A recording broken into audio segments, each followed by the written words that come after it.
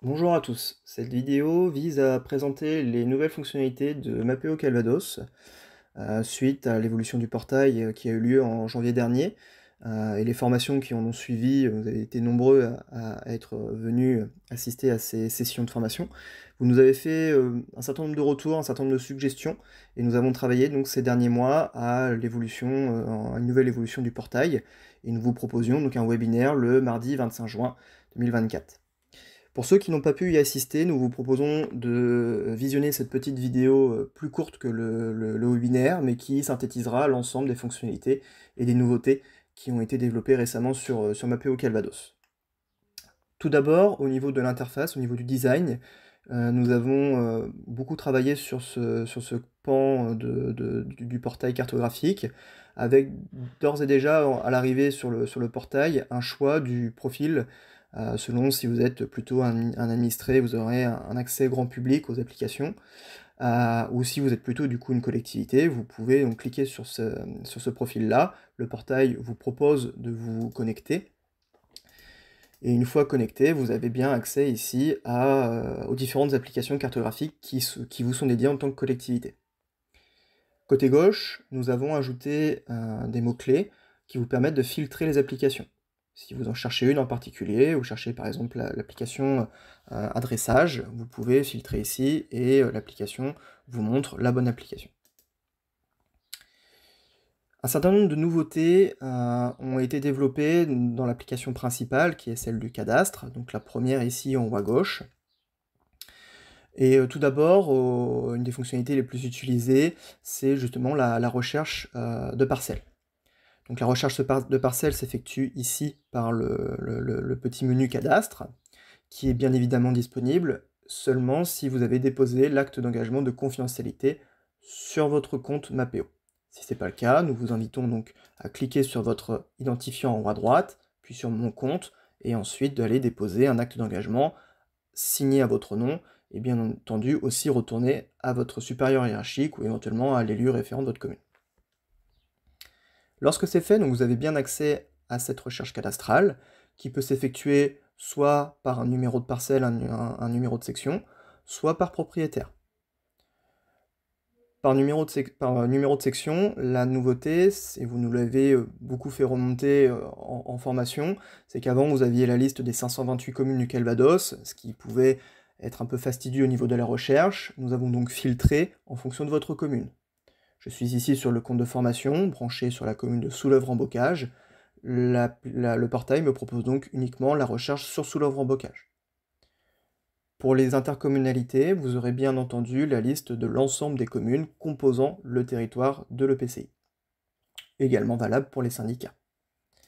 Une fois que j'ai choisi le nom de ma commune, les sections s'affichent, et là aussi nouveauté, c'est pourquoi j'ai pris l'exemple d'une commune nouvelle, et c'était aussi une demande récurrente, d'afficher les communes déléguées. Donc là, vous avez bien la liste totale des sections, triées par l'ordre alphabétique des communes déléguées, et vous pouvez ainsi choisir plus facilement, et vous repérer plus facilement parmi la commune nouvelle. Une fois que vous avez choisi votre section, vous retrouvez la liste des parcelles, donc là il y en a 67 sur cette section de Beaulieu, et je peux venir choisir le numéro qui m'intéresse. Je clique dessus, et automatiquement la cartographie zoome sur la carte. Nous avons ajouté un bouton qui permet de redimensionner à volonté le panneau de gauche, ce qui permet éventuellement de voir ou non correctement la cartographie, selon voilà, votre souhait. Il ne faut pas hésiter à l'utiliser pour redimensionner à volonté. La fiche parcelle a également évolué, donc si j'augmente un peu la taille, nous avons redesigné les informations qui restent sur le fond les mêmes, hein, notamment sur cette partie principale pour trouver les mêmes informations sur le nom de la commune, la surface, l'adresse, le nom du propriétaire, l'adresse du propriétaire, et en bas également toutes les informations détaillées, cadastrales. La nouveauté consiste notamment aussi sur l'ajout de nouveaux onglets. Donc là, on est dans l'onglet détail parcelle, mais vous retrouvez le même onglet urbanisme, où là, effectivement, vous avez un peu plus d'informations, notamment sur les prescriptions, sur des zonages de sites classés ou autres qui peuvent impacter votre parcelle. Et également, on a divisé donc l'onglet environnement qui se décompose maintenant avec un onglet à part sur les risques. C'est assez simple, hein, les différents zonages qui éventuellement impactent la parcelle s'affichent de manière colorée et on peut ouvrir, déplier l'arborescence et accéder à l'information détaillée de ce zonage-là. Si le zonage n'impacte pas la parcelle, la ligne reste grisée et on ne peut pas ouvrir l'arborescence. Vous avez la même chose avec l'onglet patrimoine, hein, s'il y a des prescriptions archéologiques ou éventuellement monuments historiques, les informations se retrouvent ici. Les filiations, qui vous permettent de retrouver l'historique de votre parcelle, ou encore les mutations immobilières s'il y a eu des ventes ou des ventes d'appartements, de dépendances, de terrains, de maisons, de bâtis. Vous retrouverez les dates, les prix et les adresses ici dans cet onglet de mutation immobilière. Pour la génération des relevés parcellaires, puisque c'est une fonctionnalité qui est couramment utilisée par les collectivités, les boutons se retrouvent désormais ici dans la petite barre d'outils côté gauche. Donc c'est les mêmes icônes, hein. Vous retrouverez notamment là les relevés parcellaires pour un tiers ou le relevé parcellaire complet ici. Le principe reste le même, vous cliquez dessus et votre navigateur ouvre une nouvelle page avec le relevé parcellaire pour un tiers ici, donc avec la petite partie cartographique, le nom du propriétaire et le relevé des propriétés bâties, non bâties de ce propriétaire-là.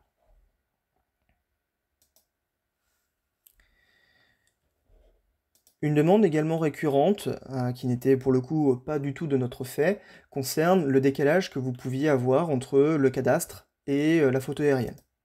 C'est un décalage qui pouvait être variable selon les communes, ou même parfois à l'intérieur même d'une commune. Des communes n'étaient pas concernées, avaient un cadastre parfaitement calé par rapport à la photo aérienne. D'autres communes connaissaient vraiment un écart important et pouvaient perturber l'utilisation de la cartographie et la consultation des données. Nous avons donc travaillé sur ce sujet-là ces dernières semaines et nous avons abouti à un certain nombre de résultats, puisque nous avons réussi en fait à corriger, améliorer le cadastre pour à peu près 70% du Calvados. Donc vous retrouverez les couches du cadastre classiques, donc celles-ci ne sont pas corrigées, mais nous avons ajouté plusieurs couches ici, qui s'appelle recalage parcellaire, donc, que vous pouvez activer. Et déjà une première couche ici, section analysée. Celle-là en fait concerne ici en rose toutes les sections, toutes les parcelles du coup qui ont été corrigées par nos algorithmes.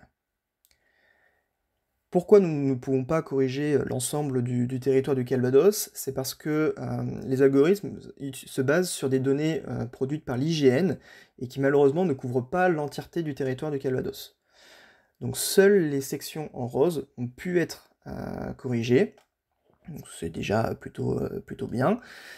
Et lorsque vous zoomez sur la carte, vous pouvez donc effectivement afficher aussi les parcelles recalées et les déviations. Et en zoomant, vous allez voir donc les parcelles qui vont s'afficher. Alors vous avez les parcelles en blanc ici, qui est le cadastre historique, et vous voyez en rouge, juste en dessous, avec les petits traits de déviation rose, le cadastre correctement recalé par rapport à la photo aérienne. Vous pouvez alors dans ce cas, pour les communes qui sont concernées par un décalage important, décocher le cadastre des finances publiques et afficher seulement les parcelles correctement calées.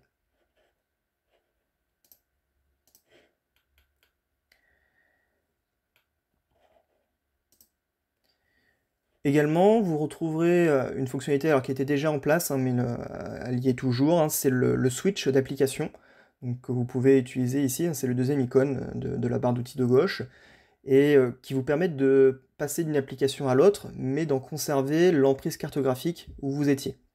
Si par exemple je passe ici sur l'application réseau d'eau des ECI, je vais conserver ma visualisation où j'étais ici sur la commune de Val d'Arry. Alors je vais retourner sur Soulèvre parce que j'ai les droits que sur Soulèvre. Nous voilà donc à Soulèvre en bocage, donc on retrouve donc dans l'application réseau d'eau de ECI l'ensemble des points d'eau disponibles dans les bases de données du SDIS, les non disponibles également avec les périmètres de 200 et de 400 mètres par la route. Et une des nouvelles fonctionnalités proposées sur le portail Mapeo Calvados, c'est donc la simulation d'un nouveau point d'eau incendie, donc que ce soit un poteau, une bâche, ou voilà. Et cela se fait par le menu d'édition qui se trouve ici, le crayon sur le bloc-notes. Donc pour ceux qui ont fait l'adressage, c'est le même principe que lorsque vous créez une adresse. Donc là, vous pouvez créer un nouveau point d'eau. Donc vous faites ajouter. Vous allez venir cliquer sur la cartographie là où vous voulez positionner votre nouveau point d'eau. Là, on voit une zone où les habitations probablement ne sont pas couvertes par un point d'eau, donc on pourrait éventuellement avoir un projet d'installation ici. Donc on clique sur la carte et on va remplir la petite fiche d'information. Donc vous pouvez lui donner un numéro de référence, lui donner le 1, peu importe. Vous indiquez quel type de point d'eau il s'agirait, donc on peut choisir par exemple ici un poteau, le type de poteau dont il s'agit avec le nombre de prises par exemple. Est-ce que ce point d'eau il est peut-être déjà existant et du coup à renseigner côté SDIS, ou est-ce que ce serait plutôt un projet? Vous pouvez également indiquer le niveau de débit. Et ensuite, vous avez également même des informations voilà, supplémentaires que vous pouvez renseigner. Vous enregistrez, et ici, il va vous créer votre nouveau point d'eau. N'oubliez pas que pour l'afficher, il faut aller dans le panneau des couches et afficher les points d'eau simulés. Donc c'est une couche en fait à part des points d'eau renseignés par le SDIS. Les points d'eau du SDIS sont cette couche ici, la défense extérieure contre l'incendie. Pour afficher ceux qui sont simulés, il faut aller dans Gestion DCI collectivité, et ici aller cocher les points d'eau. Vous pouvez également afficher les périmètres de 200 et 400 mètres, et là on voit en rouge notre point d'eau simulé. Le 200 mètres et également le 400 mètres.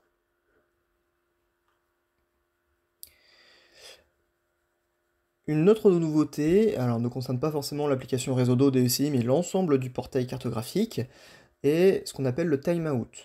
C'était une demande récurrente au niveau des formations, puisque c'est quelque chose que nous sommes obligés d'imposer lorsque vous avez un certain temps d'inactivité, en l'occurrence une quinzaine de minutes, vous êtes éjecté de l'application, vous êtes déconnecté, mais historiquement il n'y avait pas de message d'information qui vous en informait. Et cela pouvait être un peu perturbant en tant qu'utilisateur, on n'avait plus accès aux informations sur la cartographie. Nous avons donc ajouté un message, une pop-up qui s'ouvre, qui ressemble à celle-ci, et qui vous explique que vous avez été inactif depuis plus de 15 minutes, et vous invite à rafraîchir la page et à vous reconnecter. Ce timeout, nous sommes obligés de l'imposer, dans le sens où dans Mapeo, vous avez des informations à caractère personnel, notamment tout ce qui va être données propriétaires du cadastre, et nous pouvons laisser des utilisateurs inactifs sur leur session avec ce type de données accessibles. Enfin, pour information, nous proposerons des nouvelles formations sur la prise en main du portail cartographique de Mapeo Calvados. Donc à partir de la rentrée de septembre, nous aurons des formations de manière régulière, à savoir 2 par mois, une à Caen et une dans les territoires, et vous pourrez retrouver ces dates et vous y inscrire ici, quand vous êtes sur le portail, le site web de Mapeo, dans l'onglet collectivité, ici sur le bouton s'inscrire à une formation. Les dates sont déjà calées, l'inscription sera ouverte à partir de début juillet. Enfin, pour toute question ou toute suggestion sur ces évolutions et ces nouvelles fonctionnalités, n'hésitez pas à nous contacter sur le support. Dans l'onglet assistance, vous retrouverez toutes les informations relatives au support de Mapeo, donc le numéro de téléphone mais également l'adresse mail. N'hésitez pas à nous faire remonter vos questions ou vos demandes d'évolution.